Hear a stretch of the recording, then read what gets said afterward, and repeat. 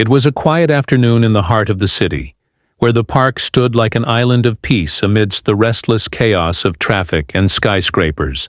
Sunlight filtered through the tall oak trees, scattering golden patterns across the cracked pathways.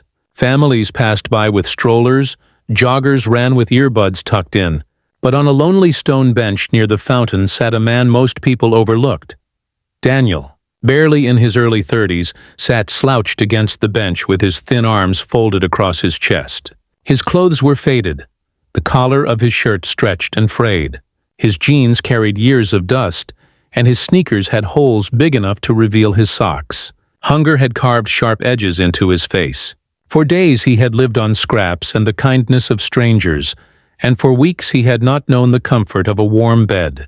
Yet there was something in his eyes, tired but not broken, weary but still honest. He rubbed his temples, trying to push away the dizziness that came with hunger.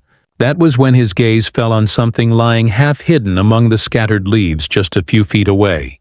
He leaned down, picked it up, and found himself staring at a leather wallet.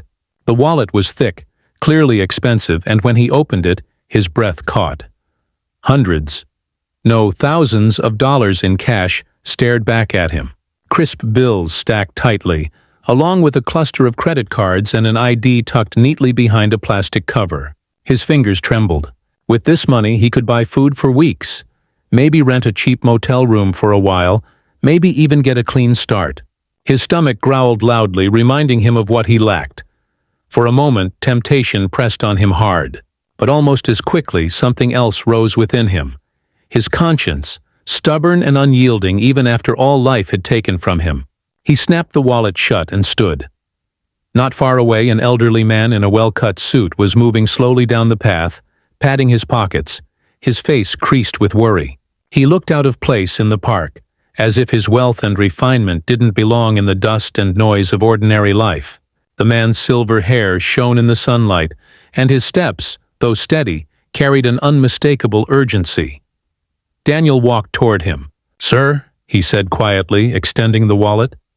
The old man froze, his eyes widening. His hands trembled as he took it. "My God, I thought I'd lost it."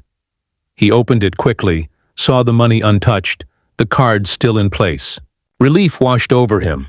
He looked at Daniel, searching his face. You returned it?" Daniel only nodded. "It wasn't mine," he said simply. And before the old man could speak further, Daniel turned and walked away, heading back toward the bench where he had been sitting. The old man, Richard Hale, stood rooted to the ground. Few in the world knew him beyond the title of billionaire industrialist. He had built empires of steel, energy, and real estate. To the outside world, he was success incarnate. Yet behind the sharp suits and penthouse windows was a lonely, aging man who trusted no one. He had been deceived by partners, betrayed by family, surrounded by opportunists who smiled for his money but never for him. He had grown cold, suspicious, and weary of human nature. But what he had just witnessed, it shook him. A man who clearly had nothing had returned a wallet bursting with cash, without asking for a reward, without hesitation. Richard felt something stir inside him, something he thought had died long ago. Curiosity gripped him. Instead of walking away, he decided to follow. At a careful distance, Richard trailed Daniel through the park. He watched as Daniel stopped by a group of children playing with makeshift toys. Daniel knelt down, pulled from his pocket a crumpled candy bar he had been saving, and tore it into pieces to share with the kids. Their faces lit up with joy. Daniel smiled faintly, watching them, then moved on. Richard's chest tightened. A man starving himself had chosen to give away the little he had to children he didn't even know. As afternoon deepened into early evening, Daniel drifted out of the park and down quieter streets. Richard followed until the younger man turned into a narrow alley where a patch of cardboard and an old blanket lay waiting. Daniel sat down, leaning against the wall, pulling his knees to his chest. The sight pierced Richard's heart. Finally, Richard stepped forward. "You could have kept it," he said softly. Daniel looked up, startled. "What?" "The wallet. You saw what was inside. That was more money than most men in your position would ever walk away from. But you returned it. Why?" Daniel's eyes, though tired, held steady. Because it wasn't mine. I've lost almost everything. Home, family, work. But I refuse to lose myself. Once you lose that, nothing matters. For a long moment, Richard could not speak. The weight of those words sank deep into him. He had billions, but in chasing them, he had lost himself years ago. He felt shame and something more. Respect. That night, instead of returning to his mansion, Richard sat with Daniel. They spoke quietly for hours. Daniel told him about his life, how he had once taught children, how he had cared for his sick mother until she passed, how life had unraveled after that. He spoke not with bitterness, but with a strange calm, as if he had accepted the cruelty of fate, yet clung to the idea that kindness still mattered. Richard, in turn, shared pieces of his own story, how his empire had brought him wealth but stolen his peace, how betrayal had made him hard, how he no longer trusted anyone. For the first time in years, he felt as if someone was speaking to him honestly, not to his money, but to the man beneath it. The next morning, Richard returned with food, sandwiches, fruit, coffee. Daniel accepted it gratefully but modestly, as if embarrassed.